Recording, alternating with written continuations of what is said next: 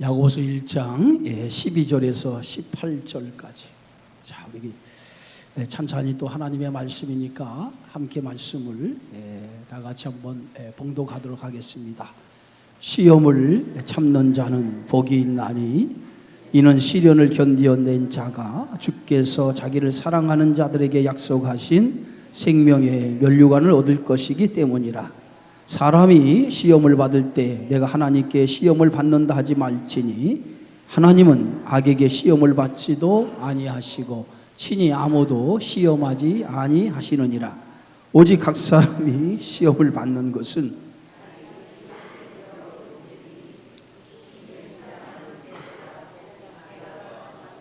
사망을 낳느니라. 내 사랑하는 형제들아, 속지 말라. 온갖 좋은 은사와 온전한 선물이 다 위로부터 빛들의 아버지께로부터 내려오나니 그는 변함도 없으시고 회전하는 그림자도 없으시니라. 그가 그 피조물 중에 우리로 한 첫 열매가 되게 하시려고 자기의 뜻을 따라 진리의 말씀으로 우리를 낳으셨느니라. 아멘. 믿음은 행함을 동반한다고 했습니다. 그래서 야고보 기자는 행함이 없는 믿음은 죽은 믿음이다.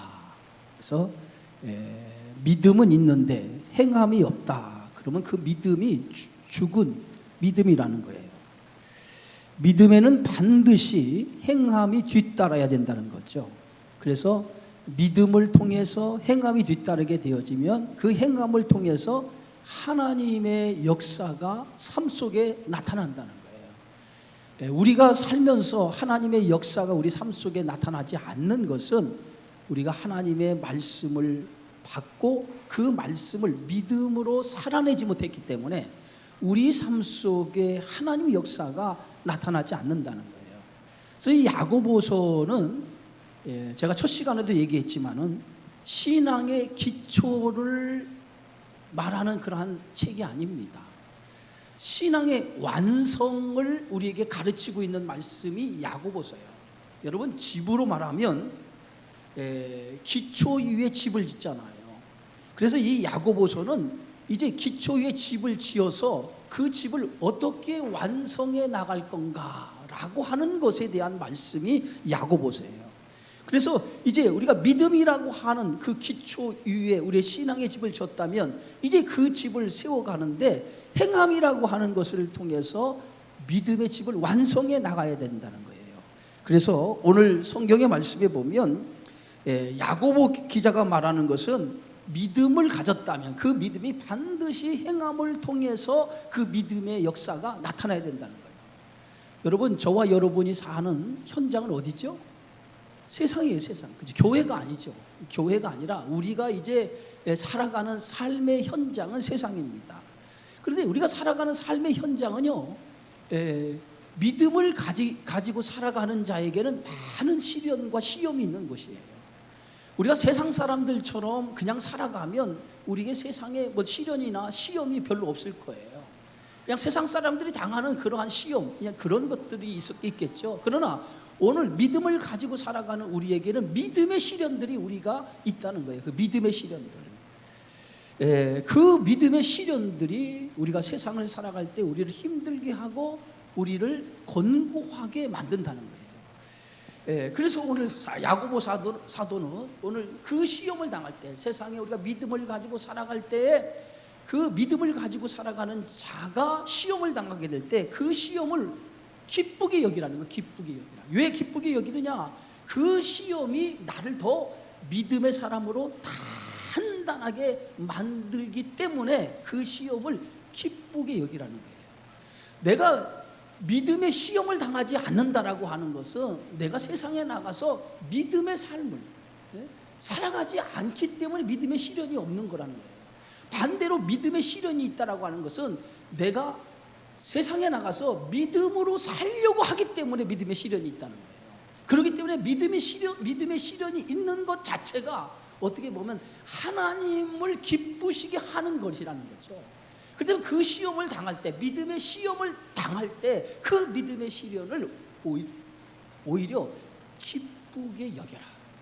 예? 그 믿음의 시련을 당하는 것은 너희가 하나님 앞에 하나님께 속한 사람이라고 하는 증거라는 거예요. 그 증거가 바로 믿음의 시련을 당하는 거라고 오늘 야고보 기자는 말하고 있습니다. 그래서 오늘 성경의 말씀에 보면 믿음의 시련은 우리에게 인내를 만들고 그 인내를 통해서 더 단단해지고 그 단단해지는 것을 통해서 우리로 하여금 더 성숙한, 정말 더 성숙한 그리스도인이 되어진다. 그래서 오늘 믿음의 시련을 당하게 되거든 그것은 내가 정말 그리스도께 더 속한 사람이 되기 위한 하나의 시험이라고 생각하고 그걸 기쁘게 여겨라. 오늘 이렇게 말씀하고 있어요. 그래서 야고보 기자는 시험을 당할 때에 두 가지 우리가 구할 태도가 있다고 그랬죠. 그 두 가지 구할 태도가 뭡니까? 첫째는 시험을 당할 때 그 믿음의 시험을 당할 때 우리가 하나님 앞에 구할 것이 두 가지인데 첫째는 뭐냐? 지혜를 구하는 거예요. 지혜. 하나님 믿음의 시련을 당하는데 이 믿음의 시련을 당할 때 우리에게 지혜를 주옵소서. 이 지혜는 우리의 지식과 달라요. 우리가 얼마나 많은 세상적인 지식을 가졌느냐 이 지식으로 믿음의 시련을 이길 수 있는 게 아니에요. 이 지혜는 위로부터 하나님께서 우리에게 주시는 지혜를 가리키는 거예요. 네? 그러니까 이 지혜의 근본은 누가요? 성령께서 주시는 지혜를 얘기하는 거예요. 성령께서 믿음의 시련을 당할 때 그 시련을 우리의 지식이나 우리의 이성이나 우리의 경험을 통해서 이겨나가는 것이 아니라 위로부터 내리시는 하나님의 지혜를 통해서 하나님이 주시는 그 지혜를 가지고 이 시험을 이겨나가는 거예요. 그래서 시험을 당하거든 그 시험을 이기기 위해서 믿음의 시련을 이기기 위해서 하나님 앞에 뭘 달라고 기도해요? 지혜를 줘요. 지혜를 달라고 기도하는 거예요. 지혜. 그 지혜를 달라고 기도하면 하나님께서 우리에게 지혜를 주신다는 거예요. 두 번째는 뭐예요? 그 믿음의 시련을 당할 때 이 시험을 이길 수 있는 능력을 달라는 거예요. 그 능력이 뭡니까? 그 능력은 기도로부터 얻어지는 거예요. 기도로부터 이 능력이 얻어지는 거거든요. 그러니까 두 가지, 우리가 시험을 당하면 지혜를 구하고 또 하나는 능력을 구해야 될 줄 믿습니다. 그 지혜와 능력을 구하기 위해서는 그게 기도라는 거예요. 기도. 그래서 시험을 당할 때, 믿음의 시험을 당할 때 우리가 기도하라고 하는 이유는 뭐냐? 이 시험을 온전히 기쁘게 이기기 위해서, 기쁘게 여기기 위해서 우리가 하나님 앞에 기도하는 이유가 여기에 있는 줄 믿습니다. 오늘 본문의 말씀에 보면 12절에 시작을 이렇게 하고 있어요. 시험을 참는 자는 뭐가 있다? 복이 있다. 그래. 시험을 참는 자는 복이 있다. 이 말은 시험을 참는 자라고 하는 이 말은 시험을 이기는 자라고도 얘기할 수 있어요. 여기서 말하는 시험은 시험이 아니라 여기서 말하는 시험은 사탄이 주는 시험을 얘기하죠. 일종의 어떻게 보면 사탄이 주는 시험, 그 시험이 있고 또 하나는 뭐냐면 하나님이 주시는 시험이 있어요. 그러니까 여기서 말하는 시험은 두 가지 의미의 시험인데 하나는 뭐냐면 사탄이 주는 시험과 또 하나는 뭐냐면 하나님이 주신 시험이에요.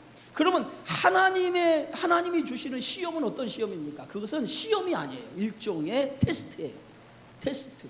뭔가 이 사람의 믿음의 실력이 얼마나 되느냐, 믿음의 실력을 테스트해보는 그 시험이라는 거예요. 그래서 하나님 오늘 본문의 말씀에도 기록되어 있지만은 오늘 성경 말씀 13절에는 이렇게 써있죠. 하나님은 악에게 시험을 받지도 아니하시고 친히 아무도 시험하지 아니하시느니라. 그러니까 하나님은 시험, 우리에게 사탄이 주는 시험처럼 그런 시험이 없다는 거예요. 하나님이 하시는 시험은 시험이 아니라 일종의 뭐라고요?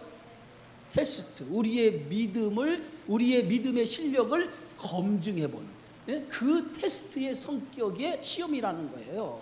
그래서 어떻게 보면 하나님께서 우리에게 시험하는 것은 일종의 어떤 목적을 가지고 있는 거예요. 하나님 우리의 어떤 목적, 하나님이 어떤 목적을 가지고 우리의 믿음을 테스트해 보는 거예요. 어떤 목적을 가지고.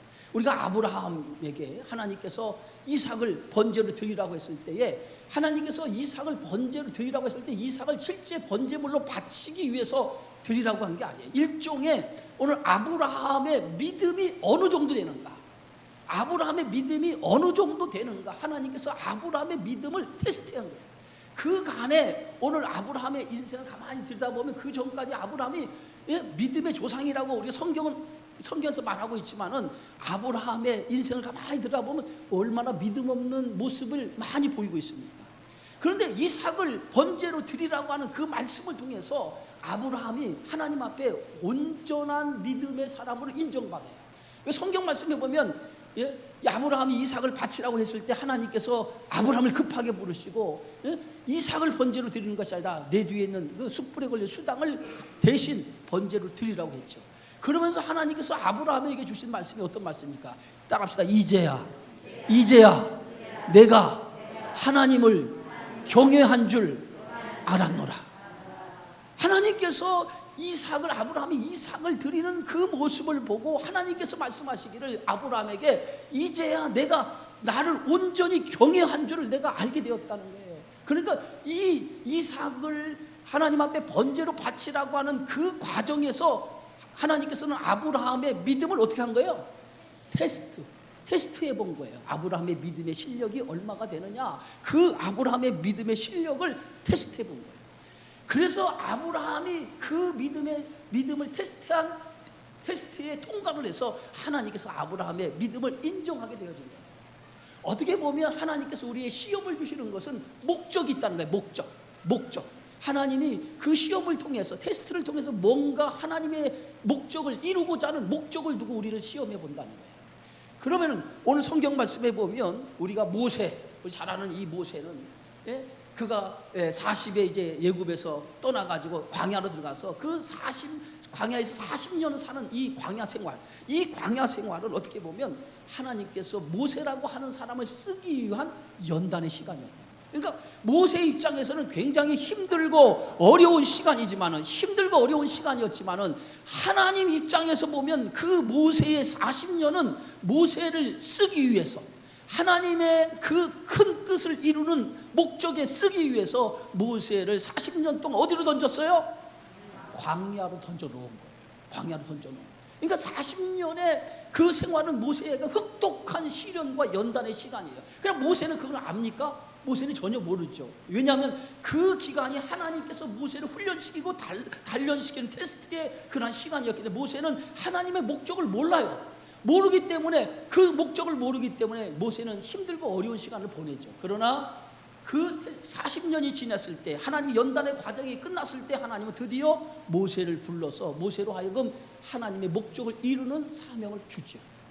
그 연단이 있었기 때문에 모세가 40년 동안 이스라엘 백성을 애굽에서 인도해서 광야 46과 인도할 때 이스라엘 백성들이 얼마나 악한 사람들이었습니까? 그잖아요. 수없이 모세를 향해서 원망하고 불평하고 그 많은 이적과 기적을 하나님께서 보여줬음에도 불구하고 뒤돌았으면 또 문제만 당하면 하나님을 원망하고 모세를 원망하고 심지어는 모세를 향해서 저주를 퍼붓고, 이런 악한 사람들, 이런 악한 마음을 가진 사람이 뭐예요? 이스라엘 백성들이었어요. 그런데 그것을 견디고 이길 수 있었던 그 힘의 원동력이 어디서부터 나왔어요? 광야에서 40년 그 처절하게 혹독하게 그 연단받은 그 시간을 통해서 모세는 다져져서 모세는 이스라엘 백성을 인도할 수 있는 리더자가 된 거예요. 그게 하나님께서 모세를 사용하시는 그러한 하나의 목적을 가지고 사용하시는 연단이고 훈련이었다는 거예요. 또 하나 말할까요? 요셉이라고 하는 사람, 요셉은 애굽의 형들의 미움과 시기를 통해서 애굽에 던져졌어요. 근데 그때만 해도 요셉은 형들의 시기와 질투로 인해서 애굽에 던져진 걸로 생각했어요. 근데 그것이 나중에 요셉은 깨달았어요. 그것이 하나님, 그 형제들의 시기 질투가 아니라 하나님께서 나를 당신의 목적의 도구로 쓰기 위한 연단의 시간이었다는 거예요. 할렐루야. 그 연단의 시간으로 하나님께서 자신을 애굽에 던져놨다는 거예요. 그걸 깨닫게 됐죠. 그래서 그 깨닫게 되어진 때부터 요셉은 어떻게 돼요? 하나님의 도구로, 하나님께 계획의 도구로 쓰임받는 그런 삶을 살아가게 되어지죠. 그게 바로 하나님께서 우리를 시험하는, 테스트하는 이유라는 거예요. 그래서 오늘 성경 말씀 12절에 이렇게 써 있어요. 함께 읽습니다. 시험을 참는 자는 복이 있나니 이는 시련을 견디어낸 자가 주께서 자기를 사랑하는 자들에게 약속하신 생명의 면류관을 얻을 것이기 때문이라. 여기서 보면 시험을 참는 자는 복이 있나니 그랬어요. 사실은 이 원문에 보면은 이렇게 써요. 복이 있도다 시험을 참는 자는, 이렇게 써 있어요. 그러니까 복이 있다, 시험을 참는 자는, 이게 원문에 있는 말씀이에요. 복이 있다라고 하는 건 선언적인 말씀이에요. 선언적인 말씀. 시험을 참는 자는 복이 있다. 먼저 선언이죠. 이 얘기는 뭐냐면 복이 있도다, 시험을 참는 자는, 이 말은 하나의 선언적인 의미인데, 이 선언적인 의미는 뭐냐면 성도는 이미 복을 받은 사람이라는 거예요. 너희는 복을 받은 사람이다. 너희는 복을 받은 사람. 할렐루야. 네. 여러분은 복을 받은 사람이라는 거예요. 예? 예? 복 있는 자는, 그러니까 복을 받은 사람이에요. 그래서 이미 복을 받은 사람이라는 거예요. 그래서 복을 받은 사람, 어떤 복을 받았습니까? 저와 여러분이 어떤 복을 받았어요? 예수 그리스도를 통해서 영원한 생명을 영원한 생명, 영원한 나라를 약속받은 사람이에요. 할렐루야. 우리는 이미 영원한 생명, 영원한 나라를 약속받은 사람이에요. 예? 생명의 약속을 받은 사람이란 말이에요. 그래서 우리는 이미 약속을 받은 사람이기 때문에 우리는 복된 존재, 복 있는 사람이라는 거예요. 그래서 하나님께서 우리에게 영원한 생명을 약속하셨기 때문에 시험을 참는 자는 영원한 생명 약속하신 것을 어떻게 됩니까? 그것을 차지하게 될 거라는 거예요. 그게 어떻게 말씀입니까? 그 말씀이 뭡니까? 약속하신 생명의 면류관을 얻을 것이기 때문이라. 우리가 시험을 참는 이유가 있어요. 우리는 복된 성대, 하나님께서 복 있는 존재로 만들었어요. 그것이 뭐 영원한 생명, 영원한 나라를 우리가 기업으로 하나님께서 우리에게 허락해 주셨다는 거예요. 그래서 세상의 시험을 우리가 참는 것은 뭐냐? 그 참을 때에 영원한 생명을 우리가 약속으로 주어진 것이 받게 될 거라. 그렇기 때문에 우리는 어떤 사람입니까? 복 있는 사람이 되어지는 줄 믿으시기를 바랍니다. 시편 1편에 보면 복 있는 자는, 그래서 복 있는 자는, 그러면서 그 복 있는 자가 어떤 사람입니까? 악인의 꾀를 따르지 아니하며 죄인의 길에 서지 아니하며 오만한 자리에 앉지 아니하며. 이게 우리가 따르지 아니하고 뭐예요? 서지 아니하고, 세 번째는 뭐예요? 앉지 아니하고. 여러분 이렇게 생각하시면 돼요. 복 있는 사람은 어떤 사람이냐? 따르지 아니하고, 서지 아니하고, 앉지 아니하고. 이 세 가지예요. 예? 복 있는 사람은 죄인의 길에, 악인의 길을 따르지 아니하고, 죄인의 길에 서지 아니하고, 오만한 자리에 앉지 아니하는 사람. 이게 복 있는 사람이에요. 그리고 2절에 보면 오직 뭐예요? 여호와의 율법을 주야로 묵상하며 그 율법을 즐거워하는 자라. 즐거워. 하나님의 말씀을 즐겁게 생각하고 그 말씀을 가지고 믿음으로 살아가는 사람, 그 사람이 어떤 사람이에요? 복 있는 사람이라는 거예요. 할렐루야.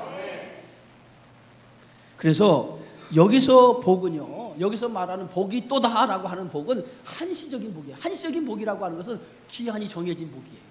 기한이 정해진 복. 그러나 저와 여러분이 받는 복은 기한이 정해진 복이 아니에요.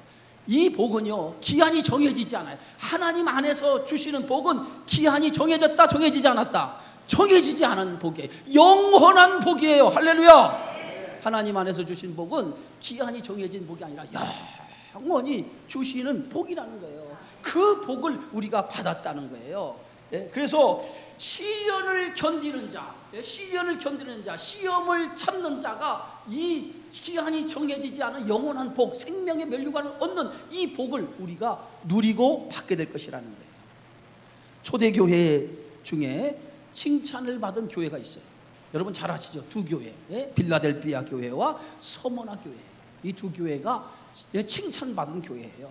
그래서 오늘 성경 말씀 계시록 2장 9절에 보면 서머나 교회를 향해 주님이 칭찬하기를 어떻게 칭찬했냐면, 내가 내 환난과 내 궁핍을 알거니와 실상은 내가 부요한 자니라. 성경은 뭐라고 했냐면 내가 환난과 궁핍을 당하고 있다는 거예요. 환난을 당하고 궁핍을 당하고 있다는 거예요.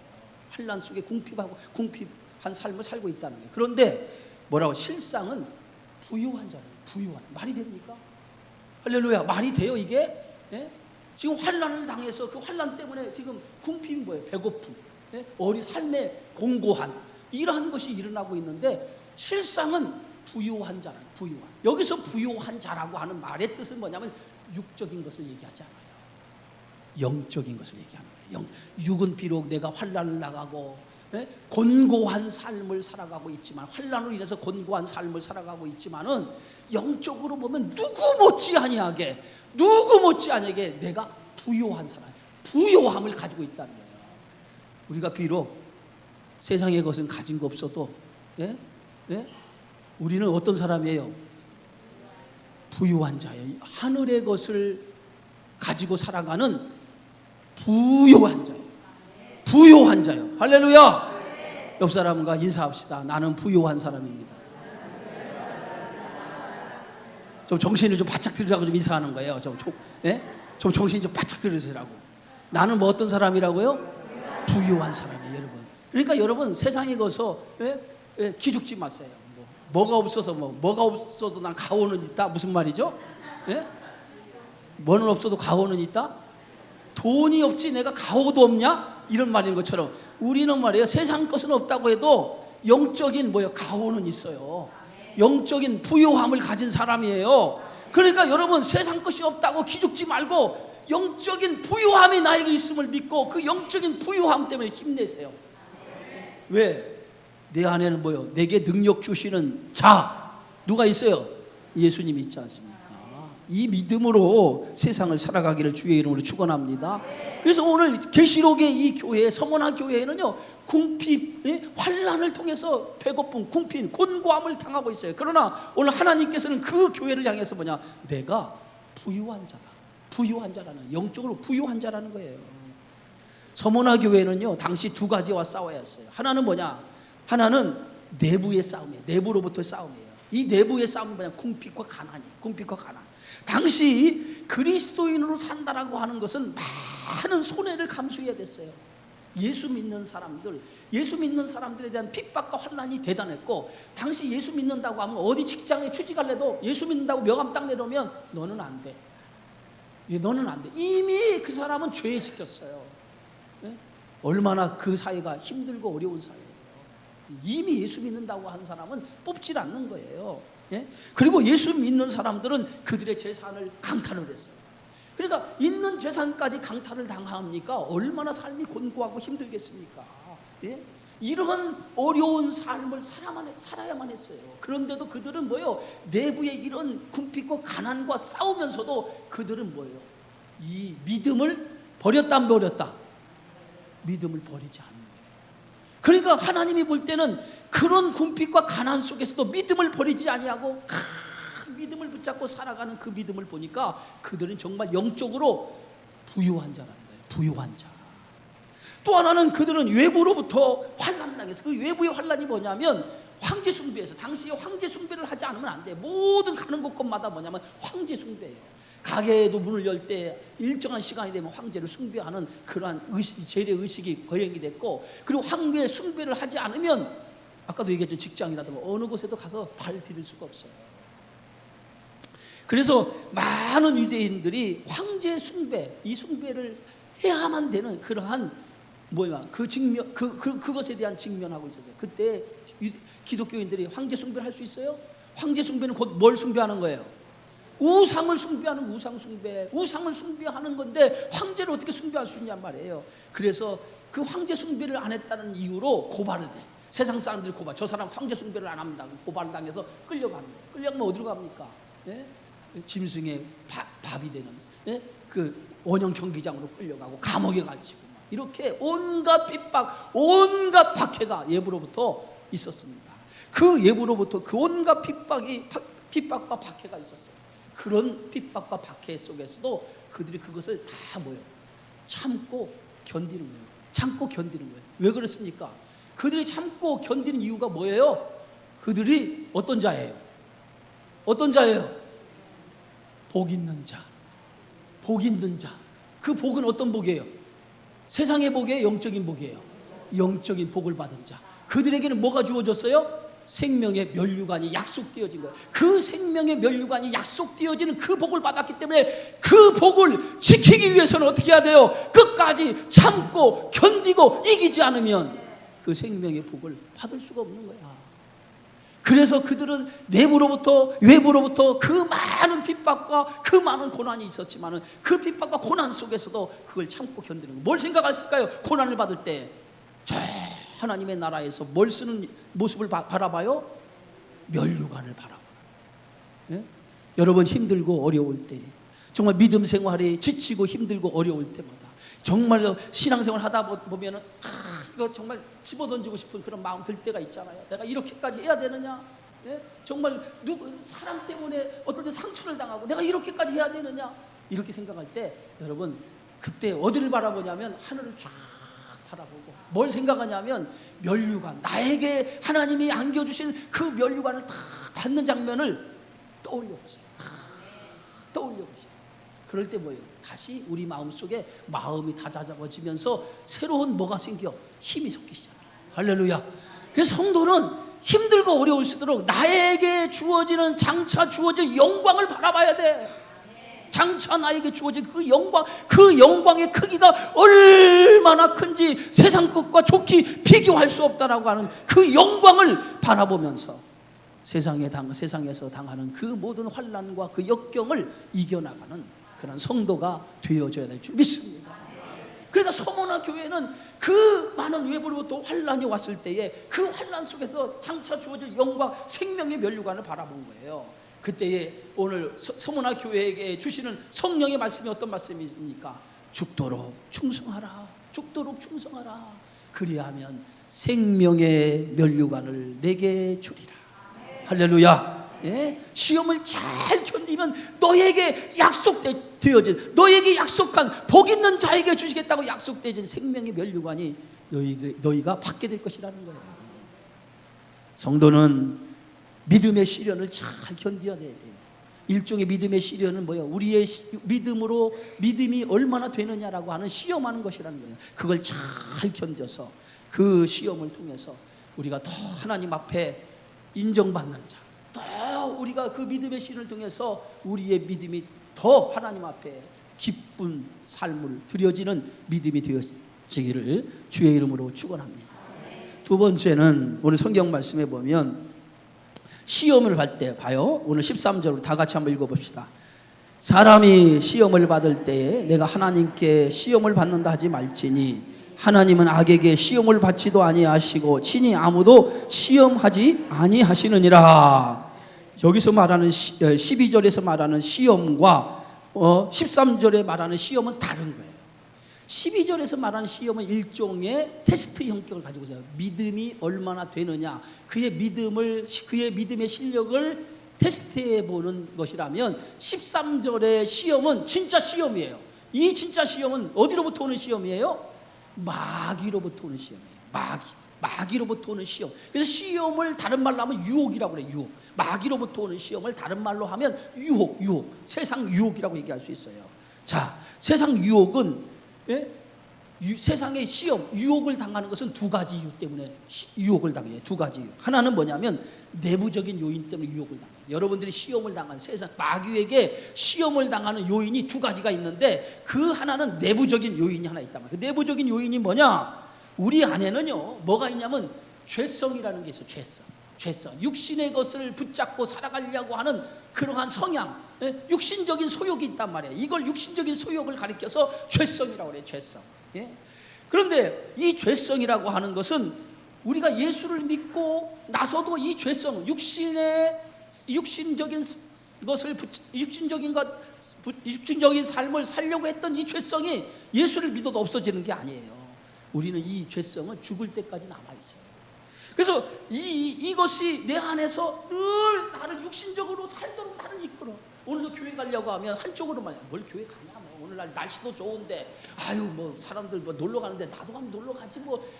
또 교회 올라면 마침 그때 누가 와, 전화가 와. 야 친구야, 오늘 저기 우리가 등산하지 않을래?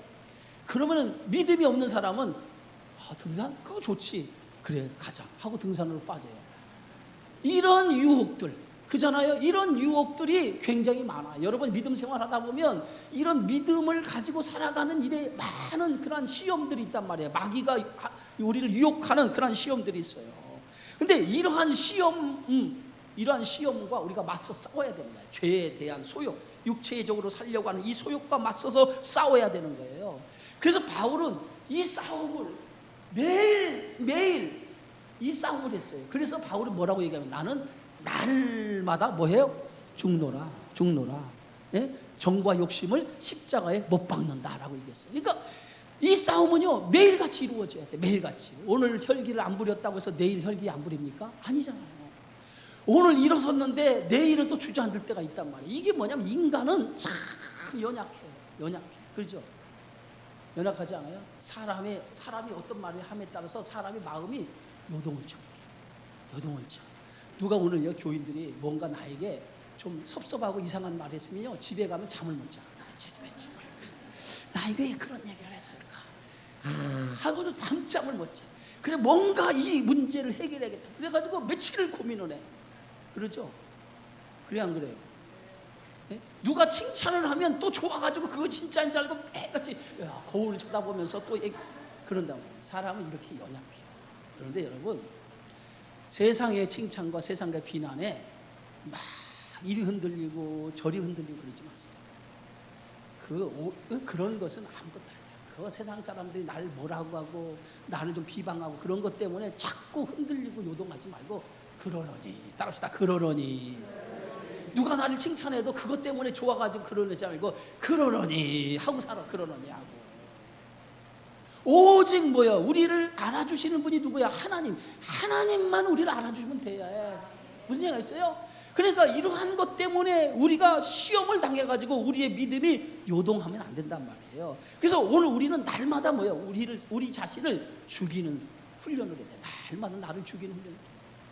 그래서 교회 와서 말씀을 통해서 나를 다스려. 자꾸 다스려 봐. 나를 말씀으로 다스려. 오늘 말씀을 주신 것이 내 마음에 뭔가 막 부딪히는 것이 있다. 그러면 부딪히는 것은 괜히 부딪히는 것이 아니야. 목사님이 여러분에게 욕하기 위해서 부딪히는 말씀을 준 게 아니라 나를 깎아내는구나.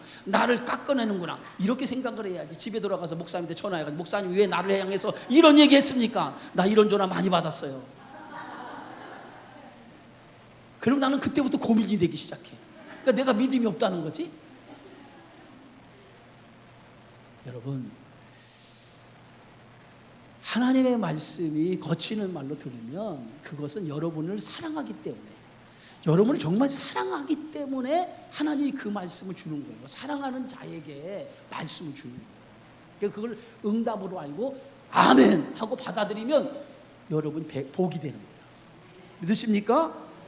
그래서 사도 바울은 날마다 말씀을 통해서 자기를 깎는 훈련, 그래서 날마다 자기를 낮추는 훈련을 했다는 거예요. 그 훈련을 통해서 사도 바울이 정말 지극히 작은 자라고 하는 이름이 붙여진 거 아니에요. 그런 성도가 되어야 될 줄 믿습니다. 또 하나는 유혹을 당하는 이유 중에 하나가 외부적인 요인이에요. 외부. 밖으로부터 오는 요인. 이 밖으로부터 오는 요인이 뭐냐면 우리 이 세상은요 공중에 권세 잡은 영.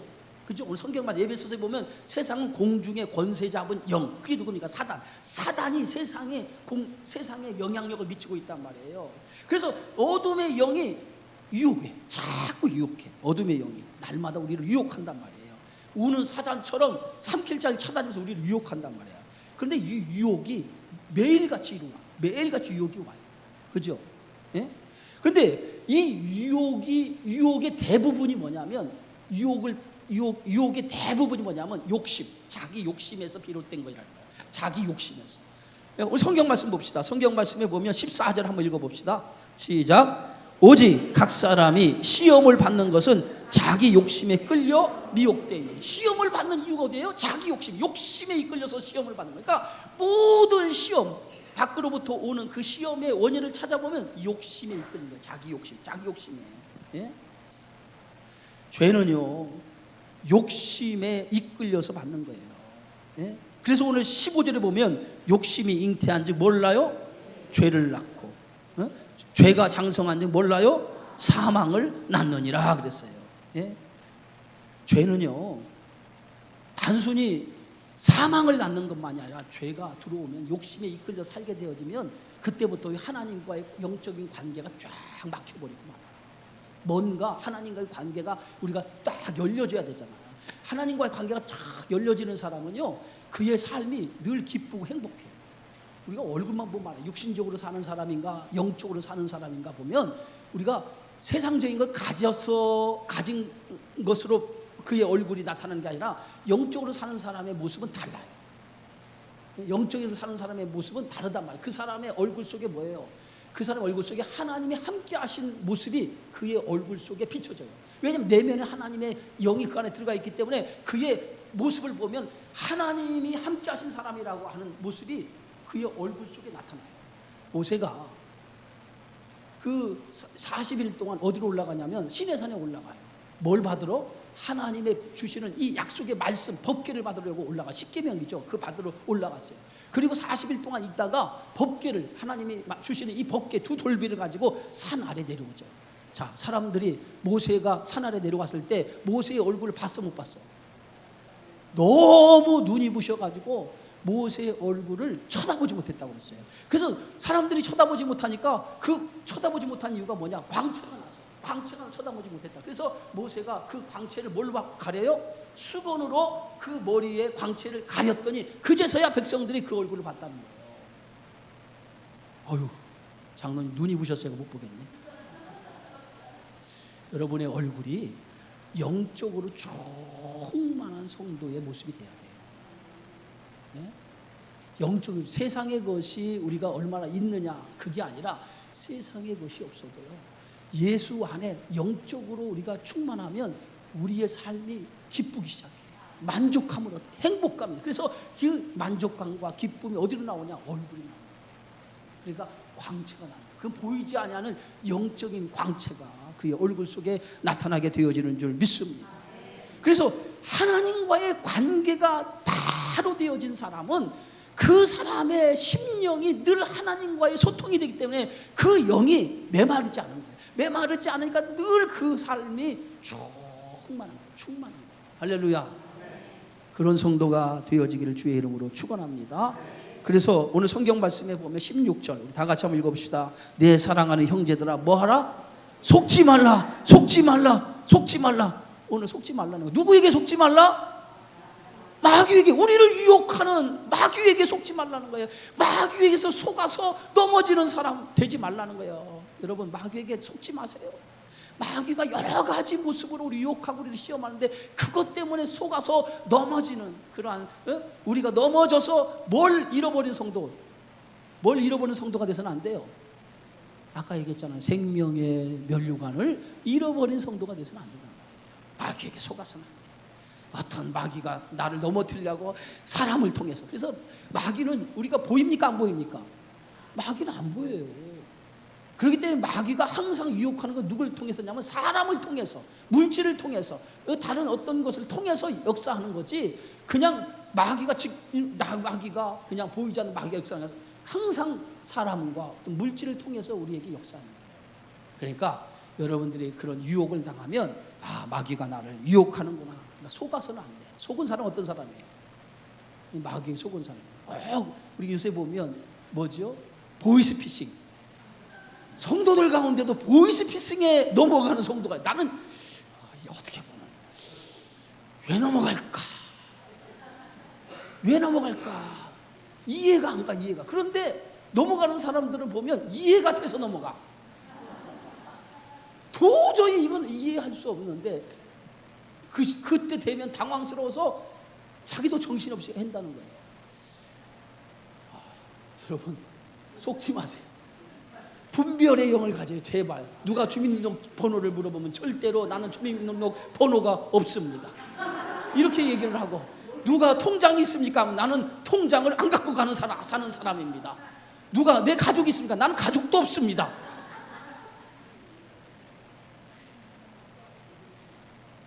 그렇게 얘기해야 돼요. 네? 그러면 우리가 세상적인 것도 좀 지혜스러워야 돼요. 그잖아요. 지혜스러워야 돼요.